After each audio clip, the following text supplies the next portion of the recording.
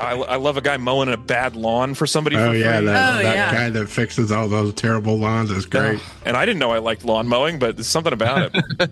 I drive into a lot of neighborhoods. I've seen in the last year like 6 lawn mowing things going on with camera people on them. Yes. I mean, that makes perfect sense, right? This is like everybody, if you find one thing that works, there'll be 100 people knocking it off, and a week later, and like, wow, there's way more money in camera-based lawn mowing than lawn mowing for money. Let's all get into it. Let's do charity lawn mowing. And that's not the worst thing that's ever happened to the world. It's just weird.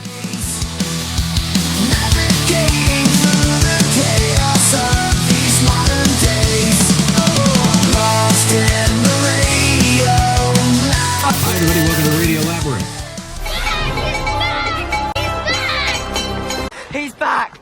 He's back. Dude, he's back. He's back. He's back. He's back. He's back. He's back. Who's back? Tim. Hey, everybody. Glad to be back. I was out for a couple of weeks. We took a week off of now 1 kidney stone lighter than I was the last time I did this show. Thank you guys for filling in the week I was sick. But it sucks. I love doing the show, and I had to miss a couple of weeks. So thank you for the welcoming committee here, everybody. We have a guest this week. This week's guest is comedian and writer Alex Falcone. He is a sharp, hilarious voice with a knack for turning everyday absurdities into smart, relatable comedy. You may know him from his appearances on The Late Show with Stephen Colbert, Portlandia, his 2022 album called Vanilla, or his viral TikToks that brilliantly skewer internet culture. He'll be appearing at the Punchline in Atlanta on October 17th through the 19th. So, hey, everybody, please welcome Alex Falcone. All right. Hey, everybody. Hello. Hey, there he is.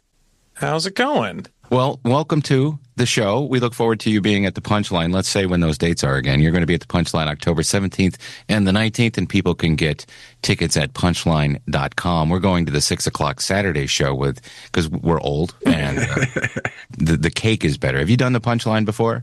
No, it's my first time there. Oh, okay, cool. Where have you played before in Atlanta? I was at Laughing Skull a couple years ago. Nice little place. So this is a much bigger room. You said the cake's good? It's right next to a Greek diner. And so they have, if you've ever been to a Greek diner, they have these gigantic slices of cake, and you can get pancakes while you're watching a comedian. So that's kind of cool as well. Or matzo ball soup. Or matzo ball soup and pancakes during a comedy show is wild. Yes. I think the comics are only allowed to have chicken fingers, though. Yeah, that's. I'm ordering pancakes on stage. Like when some guys bring a shot, I'm like, somebody bring me a short stack while I'm up here. Who ordered the pancakes? Do you want blueberry, chocolate, blueberry? Do you want bacon, sausage? We have everything. Oh, that's great. I didn't know that. Now I'm really excited. You're a very funny stand-up comedian, and you're very gracious to do our show. We very much appreciate it. But how do you? Oh my God, it's been a long week. I had a kidney stone a week ago, so my brain is trying to. Oh, you and Dolly with kidney issues in the same week. Oh, is that what her problem is? I saw her. It was not stones, but it's kidney related. You still had kidney problems. I think it was stones, or I read it was stones. Yeah, it was. Oh, because I would have given her a kidney if she needed. I don't know. Tim, give her your good kidney. She can have one that doesn't have a stone in it. Yeah. I'm doing fine. I'm not dead. She looked great. I just saw her on CNN a few minutes ago. Oh, good. I'm glad to hear that. How did you achieve this viral TikTok thing? Because TikTok to me is 50% really cool stuff, 25% hey, remember when you were 10, and then the rest is just garbage and well, you're already putting yourself, by describing what your TikTok algorithm is, you're already taking a chance, because all 5 of us see different stuff. That's true. Like, if somebody says like, oh man, there's a lot of trucks on TikTok today, I'm like, that's not everybody. We're seeing different stuff, That's true. So we do see the fact that you're watching a lot of garbage might be a tell. Yes. Well, I mean, the thing that I always did with comedy, from when I started, my cowardly way to do stand-up was, I was like, if I tell you something interesting, then even if it's not funny, no one's going to be mad at me. So all of my jokes start out with a good point or an interesting point, and then I add jokes on it. And because if you watch somebody bomb for 5 minutes, but you like learned two things. No one's like, I'm out of here, and you flip over the table and storm out. You're like, that was weird. But if you're talking about stuff that no one cares about and it's bombing, then everyone gets really mad. And so that was my cheat. Was like, I'm gonna try to say something interesting in here, and then I'll add the jokes on later. And so TikTok was basically the same thing. I was like, I'm not funny at this. I don't know how to do TikTok yet, but I have this large collection of things that I like telling people at parties to annoy them. Or like Unfun Facts was like one of my first series that did really well, because it's like the kind of thing I like is an interesting fact that bums people out just a little bit, but not so bad that they don't want to talk to me ever again, you know? So so I started making videos like that. And so it turns out that that's like the perfect energy for TikTok. This is totally luck for me, but it turns out everyone is on social media. They want to be mad. That's that's the bulk of social media stuff, trying to make you mad, but they also want to feel okay afterwards so that they come back. And so if I make you mad about like what happens to spiders when you put them outside, then you're like, oh, I'm mad, but I'm still with you. I'll come back. We'll see what you say tomorrow. So I got the anger that keeps you subscribed and makes you come back, but also like you're going to be safe. So I just lucked into this corner of TikTok that works really well. You're absolutely right about that. Your TikTok is a reflection of yourself, and I would say that you're in my good part. So, okay. Well, yeah. If you want to like really test a relationship, people like go through my texts. Let's look at each other's algorithms for 5 minutes. Let's see if we're still friends. Yeah. Are we doing that now? Jeff, why do you have a bunch of cosplay girls in your TikTok algorithm? Like some of them are not bad. They're just like genuinely guilty pleasures. Like if there's a guy on TikTok Live who's like unloading a coal train, I'll be like, I'll watch this for a little while. I don't know. There's something about that kind of work that like. Anyway, that's embarrassing, but it's not the worst part of the internet. I've got a lot of like cleaning rugs. Oh, cleaning rugs is so good. Yeah. Oh man, when they have to throw it in a pool because it's that dirty, and then the power washing. Oh, what a great time. I love a guy mowing a bad lawn for somebody. Oh for free. yeah, that guy that fixes all those terrible lawns is great. And I didn't know I liked lawn mowing, but there's something about it. Driving around Atlanta with my job, I'm in the service industry, so I drive into a lot of neighborhoods. I've seen in the last year like 6 lawn mowing things going on with camera people on them. Yes. I mean, that makes perfect sense, right? This is like everybody, if you find one thing that works, there'll be 100 people knocking it off, and then a week later, and like, wow, there's way more money in camera-based lawn mowing than lawn mowing for money. Let's all get into it. Let's do charity lawn mowing. And that's not the worst thing that's ever happened to the world. It's just weird. Yeah. And because I was weird enough to start looking at Sora2, I got that. Oh, no. And I saw some of these are funny at first, but a lot of that stuff gets real boring really quickly and very repetitive. But I started, I'm going to make one of me doing something stupid. But now my TikTok feed is all of that, and my Instagram Reels feed is all that. Yeah. So I got to purge it somehow. Well, and I tell people this a lot as someone who like makes most of my living on the social media apps. People come up to me and they'll say things like, "Oh, everything I see is terrible and it makes me feel bad, except for what you're doing," or something like that. That makes me sound like I'm pulling a compliment. But my point was that everything sucks on there. And if that's true, you can fix it. And I think that's important to remember. It's good at telling what you like because of what you hovered on. But you can also do that on purpose, where you're like, I think this video is boring, but I do want more videos like it. So I'm going to stick this one out for 30 more seconds and hit like and then move on. Or I kind of want to see this because it's fun, but you know what? I don't want the whole algorithm to be this. I'm gonna swipe it hard so that the phone feels it and knows that I don't want this anymore. You have more control over your algorithm than you think. Can't you reset your algorithm? You can reset it, and a fun exercise. You can also create burner accounts and have them be slightly different algorithms. So I did this as an experiment a little while ago to see like how quickly could I make a TikTok that was all one thing. So I created a new burner TikTok account, and I just picked rabbits as an arbitrary, something sweet that would not be hard. It took me less than 20 minutes to make without searching, just yes and no videos. I got an algorithm that was all rabbits within a half hour. Wow. And all it was I was just like, this is an animal. We'll watch the whole animal video. We'll like it. This is not an animal. No. And then once it was mostly animals, I was like, is this closer to a rabbit or further away? So it was like, cat is close to a rabbit, horse too far away, no horses. And I just kept doing that until and it was all rabbits. So you can reset your algorithm, or have, this is one algorithm that I look at when I'm stressed out and I want to just see bunnies. And then this is my algorithm when I need to learn something about the world and be angry. And you can have like use your Finsta. You can use your pervert account instead of using it for stalking people. How do you know I have one of those? You can use it for like a calming pervert account. Yeah. So Okay. Well, Slow it happens motion. fast too. Yeah. Like if I'm trying to fall asleep, I'm watching different videos because I don't really want to be engaged. I want to be relaxed. Yeah. And that happens within 20 minutes. I'm seeing all those same like videos that would relax me. Yeah, it's really powerful. But you get to choose that, and then if you have different accounts you can switch. It really helps to have like know that you're in control of it instead of just like letting the algorithm drive. I don't know that I could sleep if the videos kept changing all the time without me having to swipe on them. I don't think I could sleep to that, but I do go to sleep to stand-up comedy all the time. Do you? Yeah. A lot Mixed of different feelings about that. One time the one time I met Todd Barry in person, I said, I really love I have all of your albums, and I do, back when you could buy them. I said, I like going to sleep to them. He goes, oh, that's cool. That made me sleepy. And I didn't mean it that way, but I do. I always have, even when I was a kid, I would listen to Carlin to go to sleep or put it on TV.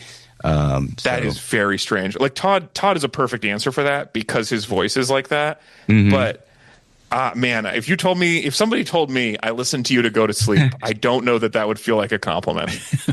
I'm happy. Sleep is really hard. If you find something that works, go for it. But currently, none of us got into the business because we hoped to put you to sleep. Only if I've watched the special already. I listened to Dusty Slay to go to sleep because he's got a calming voice and he talks like this. But there are certain comics you can't go to sleep to. Like also, if it was the first time where there's surprises, that would be different. You're talking about where you already know what's happening. Yeah. Right. Yeah. If I've heard it a million times, and I listen to them so much, and then I get all the jokes memorized, and then I have to force myself to never use any of these jokes because sometimes they come into your head. Yeah. It's also, you fell asleep to something, you don't remember that you heard it, and then a month later you're like, I have the best joke about airplane food. You're like, we're having a good time. Yeah, made the mistake of putting my son to bed listening to Rodney Dangerfield. Oh no! Yeah, and now your son can't get any respect. He walks around the schoolyard doing Rodney Dangerfield all the time. He says, "I don't know where." Very relatable to the other children. They're like, "Oh yeah, my wife is kind of mean." I'm 54 and I have a 4-year-old, and I made him this mix. Wait, what did you say? Yes, it's very, and my bad. Sorry, there's just math involved that was really interesting. Continue. Yes. And I have a music mix. He likes to listen to songs in the car. It's sort of Dr. Demento-ish, but it's novelty. It's this and that. And he really loves, for some reason, Groucho Marx songs. So he's walking around in his school singing Lydia the Tattooed Lady and things like that. So I don't know that you're giving him the best chance at life. He was walking around. This cannot be good for his social skills. He was the other day by himself in the living room humming, Captain Spaulding. Hooray for Captain Spaulding. Okay. Yeah. I was listening to Weird Al before I listened to the music he was parroting. So there was a lot of songs that I thought it was the way my brain worked in like fifth grade was that Weird Al wrote songs and then other people made boring parodies of them. So non-funny parodies. Yeah, exactly. Like, why did they turn this into being about their lives? That's boring. But I just don't. It wasn't the greatest way to meet other kids. Like, it worked out okay for me, but that's a weird thing you're doing. Yeah, but he'll be well-rounded. I guess maybe. What do you mean you don't like Ethel Merman? Yeah, right. He's going to find the perfect weirdo to hang out with later. That'll be great. Force feeding your children your nostalgia. Yeah, that always works. Yeah. No, I don't. Hey, if you didn't like it, we skip. That's the honest to goodness thing. I wanted to talk about your Halloween costume idea. Oh, yeah. Because I'm searching. We do like a big Halloween thing every year, and right now we don't know what to be. I don't know how to include your Halloween costume in what my family's going to do, but it's genius. I appreciate that so much. I've never been good at costumes, but I do like thinking of things that would be upsetting. And so this is the first year I've tried, I came up with an idea that I genuinely think would work. The physics of this would work. I think the scare of this would work, but I'm not going to do it. And I'm on the road the next couple weeks. I'm not going to have a chance to try it. So this is my first time crowdsourcing. I'm going to put this out there. I'm giving you the idea, and we'll see if people make it. And hopefully in a couple weeks, I'm going to have a compilation of 10 different people who tried this idea and how crazy it worked. This is an idea for someone who is answering the door to trick-or-treaters, playing a scare joke on them. So it's taking a baby doll, and putting their head on a long piece of pipe that's the same color as the doll. And then you put it in the front pack, like you have a little baby, and you're rocking it when they come in. And you're like, oh, shh, this is trick-or-treaters. It's going to be okay. Shh. And then you push the pipe up so the head slowly comes up on the doll, and then it turns and looks at you really suddenly. I think that would be so creepy. Yeah. And this happened, like this started because like I was just like hanging out with my wife, and I we'll get bored and we'll ask a weird question or something. Like we were just having a nice day, and she was like, if you had to go to a haunted house and work there, what would you do? What would your scare be? And so then we just spent the next hour trying to come up with the craziest thing you could do at a haunted house. And I love this idea. And I thought of the way the part of the physics would be, you do the old trick where you like put a glove and you tape it to your sleeve, but then you put your arm inside the sleeve. Yeah. So it looks like your other hand is on the back of the baby, but you have a hand free to move the head. I can see the physics of this working. And there's something about just if you're like acting, if you're good at acting, like you're shushing this baby and then the head starts to move up when you're not expecting it, it would be so off-putting. So it's not a full costume. It's just like a scare prank. And I had enough people respond that they were going to try it. So hopefully I'm going to have a video, like a compilation in a couple weeks of like, here's 10 different people scaring the crap out of kids who visited them with a baby that turns around and looks at them all of a sudden. I can't wait to see it. Yeah, me too. Are there still neighborhoods where kids go knock on the door and trick or treat? Because in mine, everybody puts a table in their garage or in their driveway. And just lets kids take from the bowl? Yeah, it's a neighborhood trick or treat. We have a long street and 2 cul-de-sacs at the end. So everybody just walks around and you interact, you talk to your neighbors, and it's done before dark. I remember it was dark when I went trick or treating, and you did mischief, and people opened their door and they had elaborate setups inside their homes. This sounds actually sweet though. Like people are just like, this sounds like you got a neighborhood vibe going on. That doesn't sound that bad. No, it's great, but it's not an opportunity to like scare the hell out of people. It's not. But it would work great if you guys were like 4 of you standing around the driveway, handing out candy. You're talking to the other parents. You got a baby, and you're like, shh, oh, it's okay. Like that would work great. Yeah, you can still pull it off. Yeah, then you can pull it off on the other parents, which is better than scaring kids, I think, morally. Yeah, I think so. Not as funny to watch, but morally speaking, is good. Yeah, that would be perfect for that. I don't know what this is last year was my first year living in a neighborhood where people did any trick or treating, and I had been like waiting my whole life for the opportunity to give candy. Like I was so excited about it, and it was like pretty sparse. So there were some, but it was like, I don't know, maybe 25 all night. Like it was really not very crowded, and we're in a lovely neighborhood. So I wonder if the whole trick-or-treating is on the decline, or if everyone's just busing the kids to the richest neighborhood so they get the biggest candy. Probably. I think you're right about that, because my neighborhood that I live in, there's not a lot of trick-or-treaters. So we'll go to the house that I know passes out candy before, and it's not because we need to go to the richest neighborhoods, but we go to the places that have actual trick-or-treating. Like, yeah. That makes total sense. And then once everyone does that, those neighborhoods are more fun, the other ones are worse, and so it just gets more and more. Yeah. Like I know a lot of moms that won't go trick-or-treating on Halloween night, that only do trunk or treats. Yeah, that's boring too. It's so boring. I'm not a fan of that. Like I go trick or treating on Halloween. Yeah, I mean, as long as it's a nice vibe and everybody is like getting a lot of candy, I think it's probably okay. I don't want to be like, when I was a kid, it was different. But like, I did like always look forward to the opportunity to be on the other side of that bowl and like seeing all the kids' costumes and talking to the parents. Like it is so lovely that I would be sad if it turned into just cars in one parking lot. That first time when you know that there's going to be a bunch of people coming to your door and you can hand it out, that is a thrill. I remember that. Yeah, and I live near my sister, and so like we did a lot of decoration together, and then we had a couple of the adults get together. We were sitting on the driveway, and we were like, yeah, we had candy, we had favors for the adults. Like it was so nice, and I just wish it was a little bit busier. I think that the more you do it, I was going to say my parents, they that now that they don't have to take their kids trick-or-treating, they do like decorations and like scary sounds and like smoke machines. Yeah. And it took a couple of years, but that's the house that people will travel to.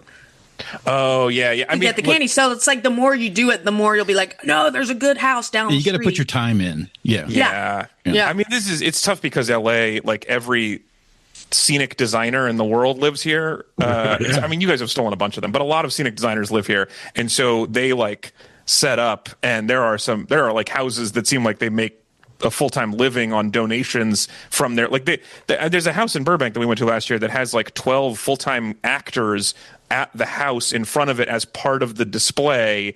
And then there's like food stalls that set up outside, like selling like bacon wrapped hot dogs, take advantage of the crowds. Like it's insane what's available here. So the level you have to play at to like attract kids away from the other neighborhoods here is just more than I'm willing to do.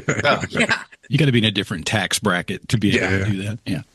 And like you're trying to get a job at Disney, you're not trying to impress the kids. Like all the good houses here have an Instagram account. That is how insane the Halloween stuff is here. Is that it'll be like, oh, this is Burbank Clown House. You'll go to, please follow us. Like that, they're all trying to grow that way. It's crazy. Back to I wanted to ask you the question about TikTok. How much does TikTok help your sales when you're going to a city to do a run of shows? I mean, look, before TikTok, no one came to see me on purpose. Now people do. So like it helped 100%. It helped all of the people who come to see me now on purpose know me from TikTok and Instagram.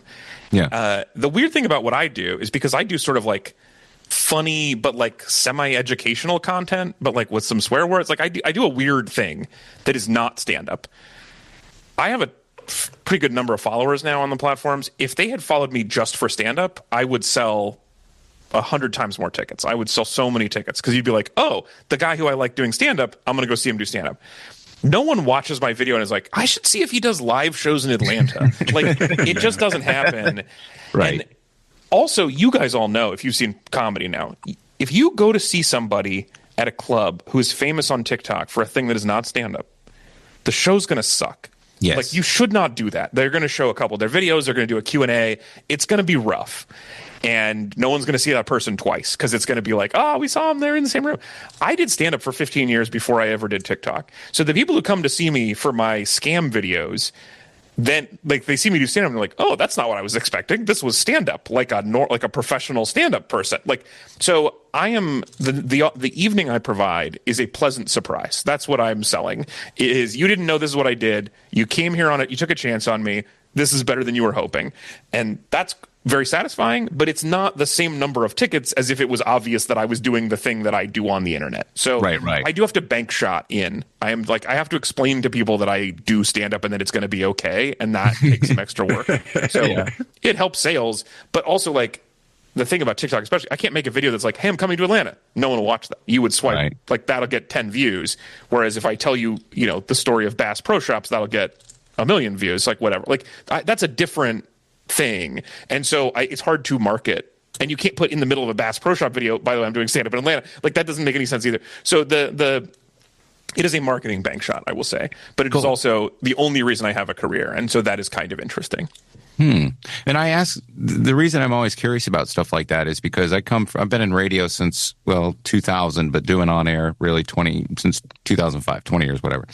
And every Thursday, Friday, there were comics who would come on the old FM show. Right. And that was the way everything worked. Okay, I got to get up at 6 a.m, 7 a.m, go do this radio show and, try to drive ticket sales. That sort of changed now because a lot of most comics don't need to do it. Whether they have a big enough following, or they have a podcast, or they go on, all the different podcasts. So it's just curious to me, the way radio has sort of become way less important for that. But we still do. That happened to you. That's okay. That's okay. I still do comics every now and then on my weekend show that I do and just promote them ahead of time. But it's a different dynamic now, and I think it's cool that everybody can have their own sort of identity or I can't say the word content, a platform for creativity. That way I don't have to say content. I mean, the thing that's great about it is that the people who come to see me, I hang out afterwards and I sign things and when I take pictures, every single person who comes up to me after a show is the nicest person I've ever met. And I feel like I would enjoy hanging out with them. So what that means is I have found like the niche on the internet where the people who are watching me are people who like the things that I do and are going to like the things that I try doing, and I'm going to like them. And that feels like I'm putting out a genuine version of me. If I like them, if I like the people who like what I'm doing, that means we're like, I'm being myself pretty well on the internet. So that is very, very, very comforting. If I went on a morning radio show on a Friday and I was super wacky and funny and a bunch of people came to see me, I might like some of them, and like maybe they just like person who is funny for 10 minutes on the radio. I mean, it's amazing that people are good at that, and I really respect that skill set. But that, like, it's a different kind of person who comes to see it. So, like, same thing with people who have podcasts. Like, you go, podcast people will sit in the audience and be like, "Hey, how's your cat?" But they know the cat's name. Like, it's a different kind of content. It's a different kind of show where they connect with you already, and it allows a kind of creativity on stage that I think is like really, really, I'm lucky to be able to do. I get to be silly in a way that I wouldn't if I was performing for somebody else's radio fans. I get to perform in a way I can be referential to stuff that I've done before. Like, there's a buy-in that's just very, very sweet, and I am very lucky to have that. And that was not something I set out to do. This has just happened, and so like I feel like very fortunate to have that to the extent that I do already. And to what you said, when the first couple of comics to start doing podcasts, this is years ago, that if I didn't listen to their podcast but I knew who they were and I would go to the show, half of the show would be about the podcast and everybody in the audience was in on the joke and I didn't know anything they were talking about. So I was sort of like, I don't like this. This is boring. But I knew this person was funny. So, but the same thing was always true with, like, if you saw somebody from Mad TV, people would yell out the Mad TV character line that they want them to say. Like, there's always going to be, and the podcast, like, they connect with you for more than a character someone else wrote. So I think it's the same thing, but it's evolved in a way that is, it can be really, really beautiful. Also, like I said, TikTok people are not funny sometimes, and that's bad for the whole industry. But well, that's like when Norm Macdonald kind of told me to shut up because I kept saying SNL lines the first time I saw him. Well, and good for him. You should shut up. That's I did. I learned my lesson. I was drunk, so I mean that was my. Well, that being said, and you've got a large amount of views coming in with those people that do connect with you. There's always that large chunk of trolls or people that just talk shit. What's your normal?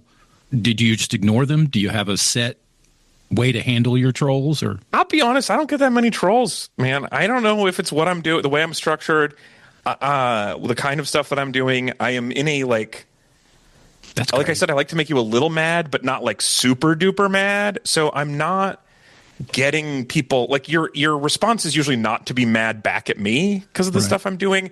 And it is like educational. So the trolls that I get, not even trolls, but the people who are mad at me in comments will be like, you said on accident, it's supposed to be by accident and on purpose. Like, the people who are mad at me are mad at me. And I got to be like, look, I'm an actually guy. That's my living. I can't be mad at you actuallying me. Yeah.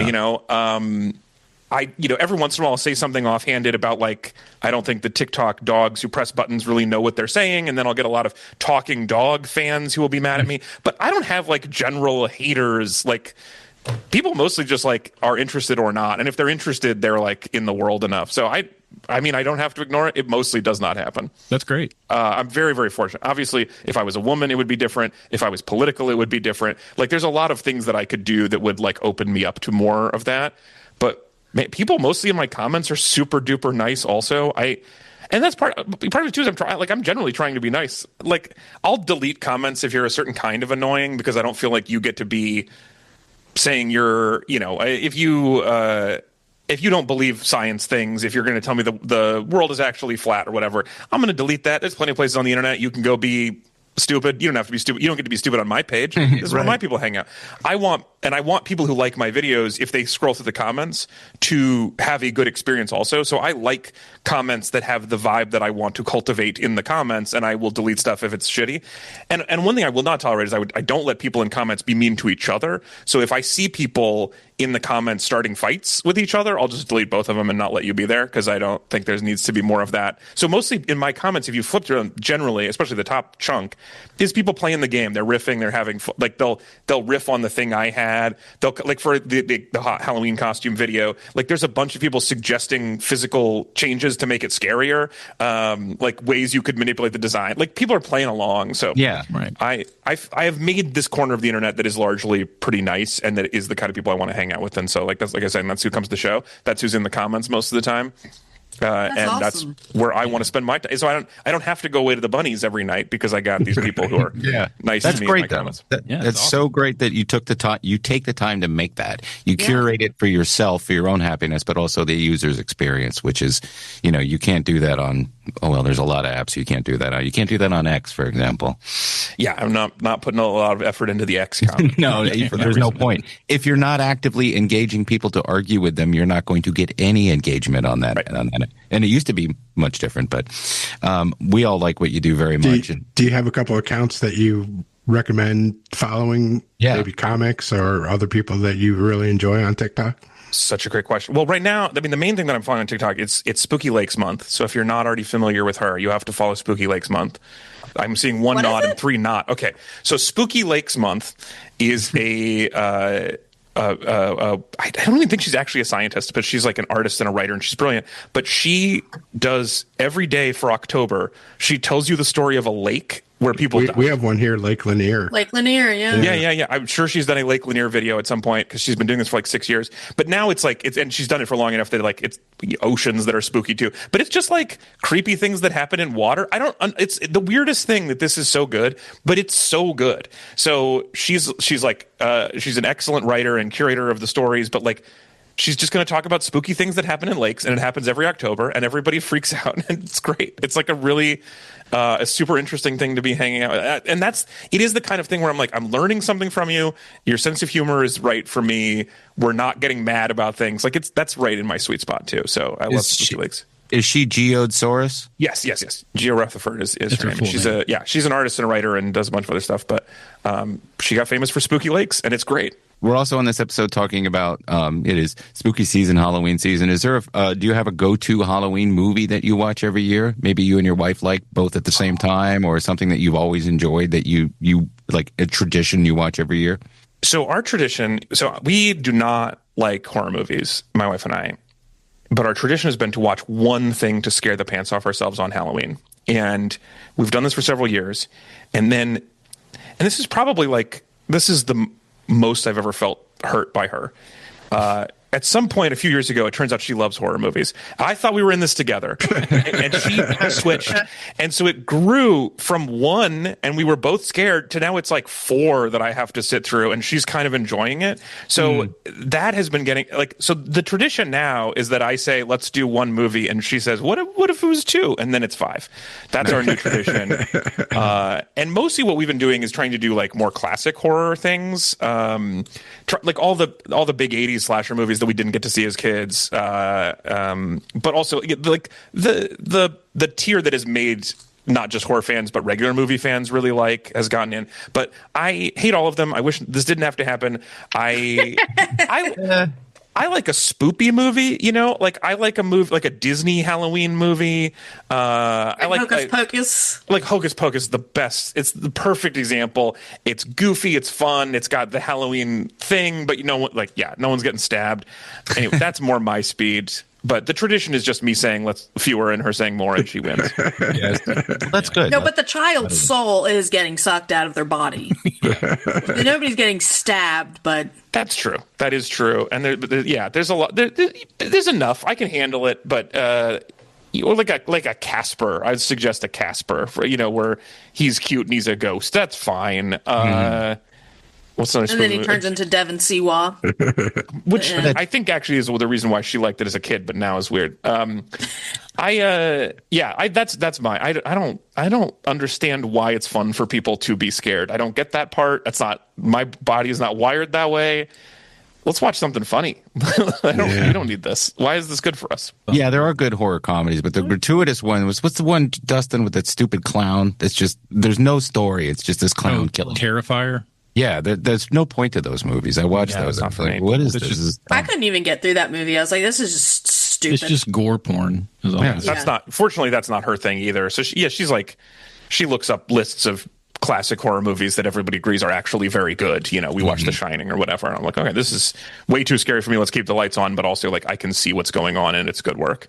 We watched Death Becomes Her, which is horror comedy. That is, I would say, pretty spoopy. That's one where their limbs fall off, right? Yeah, it's so funny. It's so funny. Yeah. That was super funny. That I can handle that. That was a good time. There's a musical. Have you seen the musical yet? I haven't. My niece just went. She was up in New York last week, and she saw it.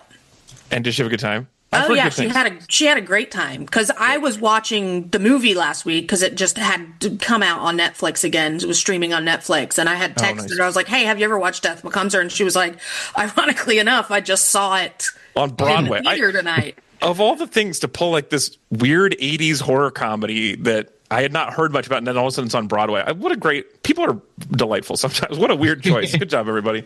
Punchline.com for tickets, and tell everybody where to find you on the various socials and stuff.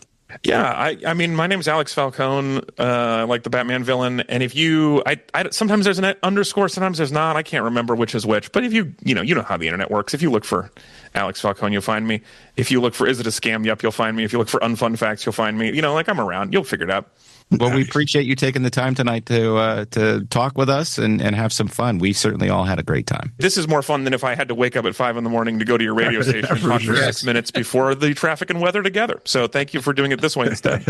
Traffic and weather together on the fives. We got the very funny Alex. Hey, can you hang on? Stick around with us for the break. Oh God. Yeah, we got the. Oh, I'm sorry that this hurts me so much, and it was your career. Labyrinth has wonderful sponsors, and I'd like to talk about our most recent sponsor. That is the Punchline Comedy Club in Sandy Springs, Georgia. They have great comedy all the time. You can go to punchline.com and find out your favorite local comedians are going to be there, what kind of showcases they have going on, and of course every weekend they have a headliner, and you can get a nice meal right there at the Landmark Diner and a gigantic hunk of cake or pie, whatever floats your boat, but they do have good food. Coming up at the Punchline, comedian Jeff Dye appearing October 24th through the 26th. Alonzo Bowden returns. He'll be there November 7th through the 9th. Leslie Lau will be there the 14th and the 16th of November, and also the 15th. And then from November 20th through the 22nd, comedian Josh Sneed. And I do believe Josh Sneed will be joining us on a future episode of this podcast. So that'll be awesome, too. For tickets and information, go to punchline.com. And this week, be looking for...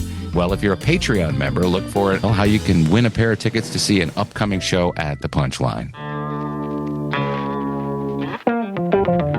Views. Or. Snooze.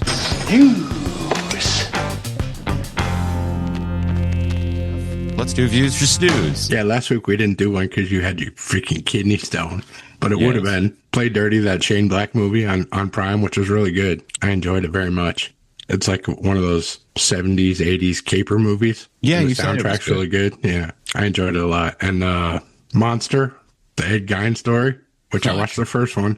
I finished it, guys. You watched the entire thing? I watched the entire thing. How did you stand that voice for 6 or 8 episodes? It's so all, and now, and like me and Jones can't stop talking to each other like that. I'm just trying to say hello to the lady. What's wrong about that? I killed my brother with a log. Thing is he didn't really kill his brother. I know. First of all, a lot of it is bullshit, but I couldn't take it. I could not take the voice, and it's ridiculous. But, as always, what's her face from Roseanne is great. Lori, what's her name? Lori Metcalf. Yeah, I could have done without seeing her bush, but yeah. Oh, I didn't know that. I'm gonna keep watching, Tim. I'll see it on TikTok. All right. So this week, John Candy, I Like Me. This is the Colin Hanks documentary that he made about John Candy. Cool. I don't think this is the same one that Ryan Reynolds did that Dan Pasternak is touring around, but this one comes on Prime on the 10th. It is the same one. It's the same one. It is? Oh, yeah. Okay. Ryan Reynolds just put up the money for it, so he's executive producer. Oh, okay. Yeah. I wasn't sure if it was the same one or not. And then on the 12th, The Chair Company starts on HBO Max. This looks funny. The new Tim Robinson show. Can't wait for that. Looks good. And it says that he's supposed to be like finding a conspiracy after he suffered a humiliating incident at work. Yeah. That is every Tim. Yeah. Every one of his shows are like. Yep. Yeah. And then My Father the BTK Killer, to keep it spooky for Halloween. That comes out on the 10th on Netflix. I never really got into the BTK Killer. No, the guys from last podcast on the left hate him. They just say he's a bitch. That's a good podcast, by the way. I'd never listened to it before you sent to me about David. The David one. Yeah. All right, let's do our staff picks. Jeff, you can go first. Yeah, I watched 28 Years Later on Netflix. I liked it. A lot of people are saying they don't like the ending. Why not? Don't spoil it. Well, the ending just sets up future stealth. Well, They could make more. Well, I hear there's a lot of zombie dong in it. There is some downs. That's been in all three of them now. But they already made the next movie. It's already done and coming out in January. Oh, okay. Yeah, so that's why it ends that way, because there's already another one set up. It's called Bone Temple, I think. Oh, okay. Zombie Dong, Bone Temple. It all connects. It's not going to be 28 decades later. No. Yeah, 28 decades later, 280 years. Let's see. Mine is the Rocky Horror Picture Show. I mean, I know it's kind of cliche at this time of year, but it's the 50th anniversary. Yes. It's as old as I am, because we both came out in the same year. I'm older than it, and Jeff is the oldest of all. But yeah, I was, that to me, it's one of those things that I was in the cast in East Tennessee for a year and a half. Were you Rocky? When I was 15, I was Rocky. Yeah. Oh, 15? You were running around in a loincloth when you were young? I was running around in gold Speedos. Yeah, that's a different time. But yeah, it's available on everything. But the 50th anniversary, they just came out with a companion interview with the remaining cast, minus Riff Raff, Richard O'Brien, which was the writer. Not sure why he wasn't involved, but he's always been kind of standoffish when it comes to publicity for this for some reason. I remember when it came out on VHS for the first time, and everybody went and bought it or rented it. And it's a fun movie. You can just sit and watch it. You don't even need to be interactive with it. I mean, I remember when that happened too, and it was kind of there was a big hubbub because people were like, "You're not supposed to see it that way. You're supposed to see it in the theater," and that's part of it. But it still works. It's a great movie, and the new 4K edition is amazing. So it really looks good. And you can still go see it in the theater. Yeah, it's still running today. In college, I had friends that would play it at home, but act it out in front of the TV screen. Oh, yeah. Yeah. We did that, too. I watched Death Becomes Her the other day. Me and Al did, actually. It popped up on Netflix. And I was like, oh, my gosh. I remember that movie being really funny. But it is so much more funny than I remember it being. No, it is a funny movie. The comedic acting in it's great. Bruce Willis is great in it. We were both dying laughing, so... Yeah, he's always been a great comedy actor, and people don't give him enough credit for being a comedy actor. And Meryl Streep's great in it, too. I mean, they all are great, but just I don't know, looking at it with an adult eye for comedic acting now, I'm like, wow, they're really good. I can't wait till Gil will sit and watch a movie, because there's so many things I want to sit and watch with him. He doesn't have the temperament for it now. He did watch Superman from the 78 one with me. Oh, that's cool. Did you watch the whole thing? We had to do it over 2 weeks. He did it first but half. He still watched the whole thing. Yeah, he did. Yeah, who's gonna fix the helicopter, Daddy? That's my favorite takeaway. So he asked if Superman's gonna fix it. Well, I have a couple. The first one, it's because of my health related issues.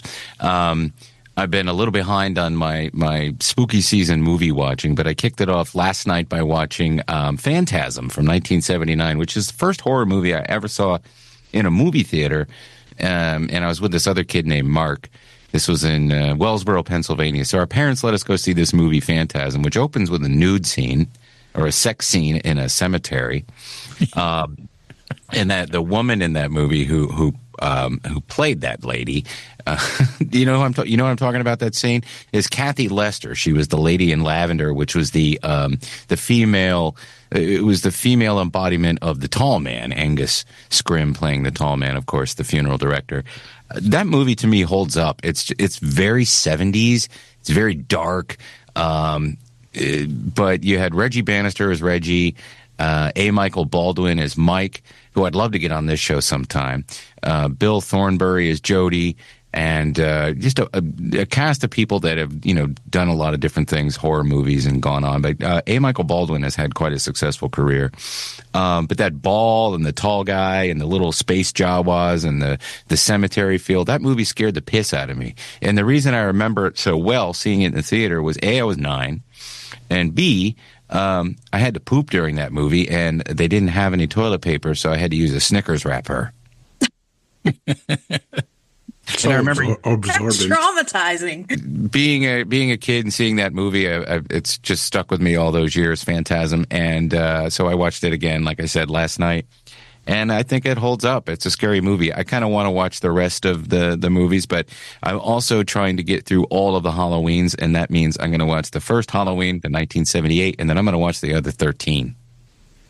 Except for Rob Zombies, because we're going to talk about that next week, but that movie stinks. Both of those movies stink. But we're going to talk about all the Halloween movies before the end of the month. And the other sort of, I'm not even going to recommend this anymore, the Sora2 app. Dustin and I both have it. Jeff has it. I don't know. I got bored with it right away. And all the fun stuff that you could do with it, like with celebrities, it was pissing off some people. I don't mind doing like world leaders and politicians and stuff, but, you know, there are some very beloved celebrities like Robin Williams, and people are making videos and sending them to her, and sending him to his daughter and stuff. Nobody likes that. Dustin made the best ones out of all of us, I think. The thing about it, it's neat as far as the prompts, but you're right. They did today, I think, officially remove all copyright material. So anything that you're going to see with Sora now is going to be whoever's posting it. It was giving me a hard time just trying to put me and Tim in the video. Really? Oh, yeah. It was giving me a hard time when I was doing Dungeon Crawler Carl stuff because I never mentioned the name at all. Boxer shorts with little hearts on them. It said it was too sexual. Yeah. Oh, yeah. Yeah. That happened to me. Yeah. Yeah. So it was like, it's really weird. You have to like go through and then manipulate. But I mean, my prompt for some of those was like 3 paragraphs. Wow. But you're right. Unless you're using it for a specific purpose, it gets really boring really quick. Yeah, I think I'm going to delete it, especially if I don't pay any money for it. Well, of course, Alistair wants it Right. because like he's into that, and like we have been working on like what your eye is seeing. Like, is that real or is it AI? You know, Right. and we had gotten to that point where he can pick out really quickly what AI is, and like then he's like watching Stephen Hawking on a half pipe, Skateboarding. and he's like, "That's not. Is that real? That's See, not that real." shit's- It's like, no. damn it. But that's the shit that's funny, and that's why people all came to it, and now they got rid of all of it. It is funny. I just think about how stressful it is to not believe what your eyes are seeing. Yes. Yeah. And growing up in a world TikTok where should you make don't believe what your eyes are seeing. TikTok should make a separate tab for AI shit. Like I said, all those Jake Paul videos. Those are great, but he allowed it, I think. Yeah. Well, yeah, he went on his own account and he was like, I have a lawsuit. Like, all these videos are really ruining like my relationships. And as he's talking, and this is real, it's not sort, he's putting on makeup. Yeah.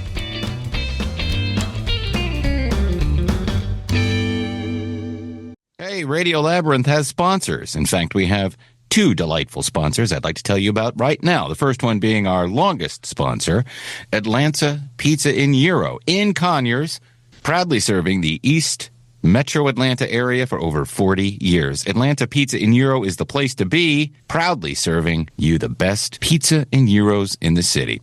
They're the place to be this fall. They have a huge selection of local Georgia and Southeast craft beers on tap, as well as many others available in bottles and cans. Their featured selection for fall is Scofflaw Brewing's Oktoberfest. Come out and enjoy a tasty ice-cold brew and some fantastic food made fresh to order. And I can attest to that. Their food is amazing.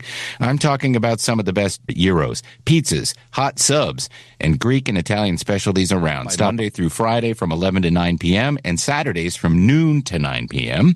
And they are closed on Sundays. Tuesday nights, they have team trivia, and that's always fun from 7 to 8:30 p.m.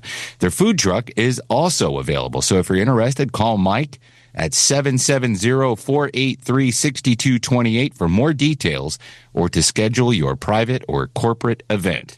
And Mike says, thanks for listening to the best podcast around. Thank you, Mike. And for all your business and continued support. We're also brought to you by LDI Repro Printing. Do you have a commercial or residential construction printing need? Sure, we all do.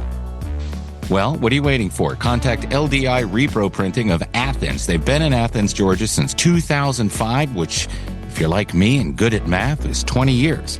With fast turnaround and affordable prices. Call 706-316-9366, or you can email them at athens@ldi.com.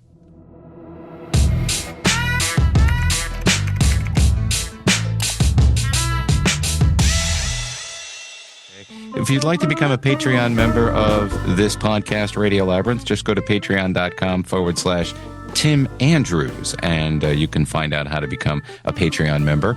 And don't forget, now you can't win tickets to see Alex, but you can go to Patreon after the show drops on Saturday, which is today, and there will be a post up there for a limited amount of time, and the instructions will be just, say you're interested in going to a show, and then you win a pair of tickets to an upcoming show at the Punchline, which you can discuss with them. Well, we'll figure it out for you. Don't worry about it. But I'll put that post on today, Saturday, what day is this? Saturday the 11th? Is that what that is? The 11th? Yeah, Saturday the 11th. Saturday the 11th. So make sure you have notifications turned on your Patreon app, okay? Also, if you're following us and watching us on YouTube, remember to click like, subscribe, turn on notifications, comment. If you comment, then YouTube knows people are watching. Don't fight with people, but comment and have fun, engage, and comment and share and talk on all of our various apps. We have executive producer level as well. That's $25 a month. And yes, if you order a t-shirt, it's going to take like 7 years. So we're going to find a new t-shirt place. But if you're a $25 a month member, you're an executive producer and you get a credit each and every week. So let's thank our Patreon executive producers: The Walkman, John the Man Allen, Matt Carter, Chris Chandler, Mike D, Jim Fortner, Roby Neely, Jeff Peterson, Tim Slayton, and Brian and Chelsea Smith. So that's all that. And if you like listening while you're walking and you're listening to one of the podcast apps and you have some free time, just go over to YouTube and subscribe and do all that stuff. But you can also leave us comments on those as well. We have more guests coming your way, more Halloween fun, more spooky season stuff in the next couple of weeks. But unless I'm forgetting anything, please remember to keep it canon. What do you say? All good things come to an end. What's that got to do with this show? Lost in the radio.